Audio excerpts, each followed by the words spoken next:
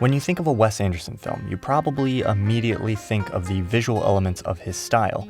Symmetry, intricate set design, long tracking shots, and vibrant color palettes all stand out as big pieces of what makes a Wes Anderson movie look like a Wes Anderson movie. But for Wes Anderson, there was a time before all those stereotypically Wes Anderson things existed. Anderson's first film, Bottle Rocket, looks, for lack of a better word, more or less like a normal movie.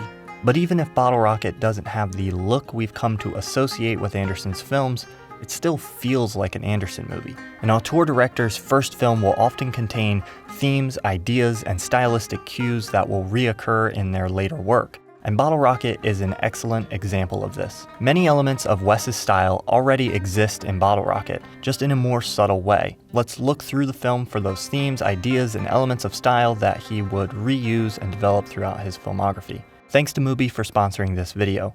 Go to mubi.com/ThomasFlight for your extended free trial. Number 1, dialogue. One day he walks home and he says, "Dignan, you're out," just like that.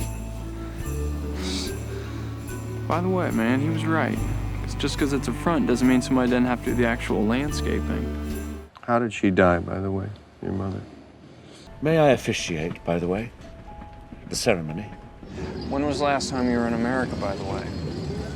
I don't know. The funeral. In other words, a year? Don't worry, I've been stealing birds for a living since before I could trot. By the way, you look unbelievably beautiful tonight. You're practically glowing. How much are you worth, by the way? I don't know. Over 10 million? Yeah, I guess so. It's difficult to describe the mixture of deadpan delivery of ridiculous lines, comical delivery of serious lines, offbeat pacing, and quirky diction that make up Anderson's signature dialogue. What do you think of Inez? As a person? Yeah, as a girl. I liked her. But it's the element of his style that's been strongest from the start, and it's present in all of his films. One of the clear markers of this style is an over-formalization of things that aren't usually formalized. Put in one of those bags. Get one of those bags. Let's move, come on! A bigger one, you idiot! What do you think? Don't call me an idiot, you punk. Do you have bigger bags for atlases or dictionaries, sir?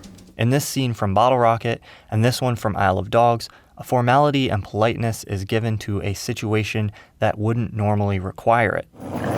Wait a second. Before we attack each other and tear ourselves to shreds like a pack of maniacs, let's just open the sack first and see what's actually in it. It might not even be worth the trouble. What do you think? I'm not sure. Maybe. It was there in Bottle Rocket, and Wes still uses this framing device 9 films later for comedic effect. I think it's why filmmakers who attempt to emulate parts of his visual style are often left with something that feels empty and superficial. The stylistic core of a Wes Anderson film is not actually the look. Move! Everybody move! Come on, let's go! Keep up the intensity, Kumar. They're in there after all! Run! Go!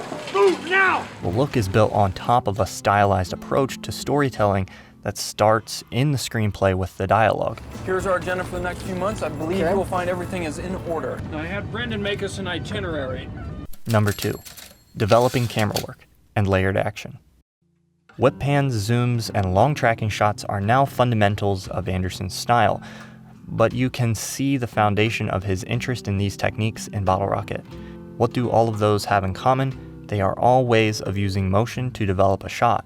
Many directors use developing shots, but for Wes, what started as an occasional use of the technique in Bottle Rocket eventually developed into a pillar of his style. Similarly, we see use of layers of action in Bottle Rocket.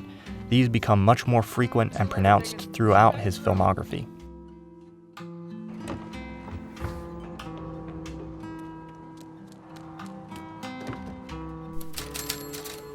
Number 3, dialogue in motion. Okay, now we should also get on a fitness regime. Sit-ups, road works, hitting the bags. I was running 10 miles a day when I was out in the desert. Hi, I'm Margaret Yang. I'm in Mrs. Whitney's class. Steve, I'd like to introduce you to Antonia Cook. She's the new head of the Film Society. This is another thing that obviously isn't just unique to Anderson, but it would be strange to see an Anderson film without it. From the very beginning, Wes loves for his characters to walk and talk.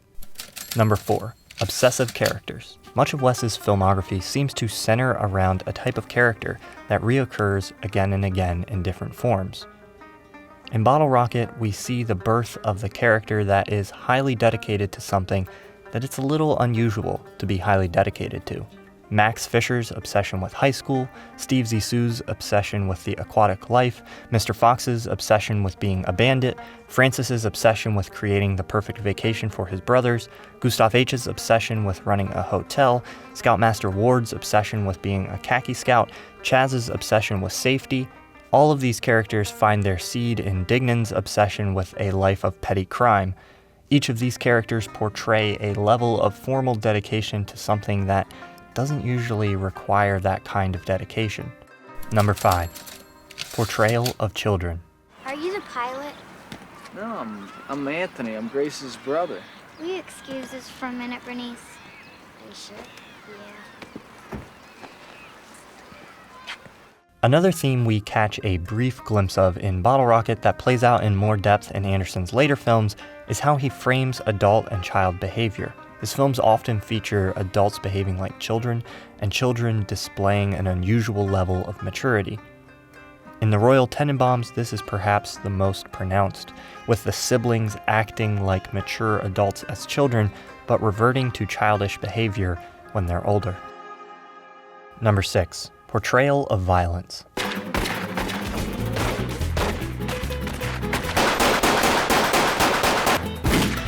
Anderson's portrayal of violence or force as ineffectual and kind of goofy begins in Bottle Rocket. In his films, violence isn't really made to look cool. With bare knuckles, I can't talk about that. They're like this. God, fine, Bob, stay there. The childish scuffle becomes more and more abstracted throughout his filmography.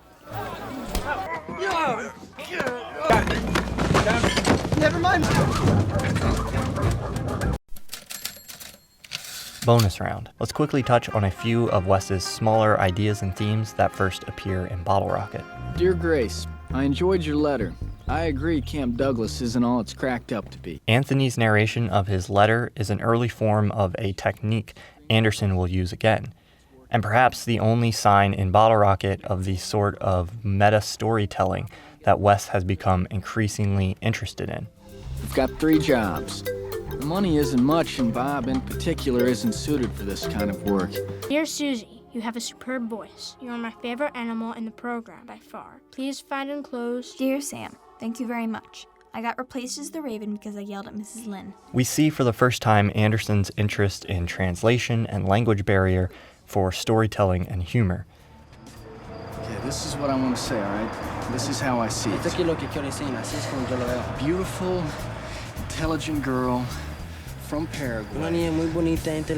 This theme won't be developed much in his films until Isle of Dogs, where it plays a major role. I wish somebody spoke his language. This scene, where Anthony calls around to find Inez, feels like an early draft of the Society of Keys sequence in the Grand Budapest Hotel. Let's get lucky. And the drumline and use of handheld camera in the robbery scene is used again twice in the Royal Tenenbaums. Let's go! Off to go! Conclusion.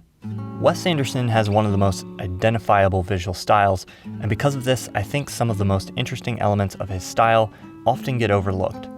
Hopefully this video has given you a look at some of the subtler things that make a Wes Anderson film so unique. Looking at a director's early work in relationship to their later work is a great exercise for learning more about them. Let me know in the comments what your favorite debut films are. I think I'll continue this as a series where I look at a director's first film and explore what it shows us about their later work. Thanks to Mubi for sponsoring this video.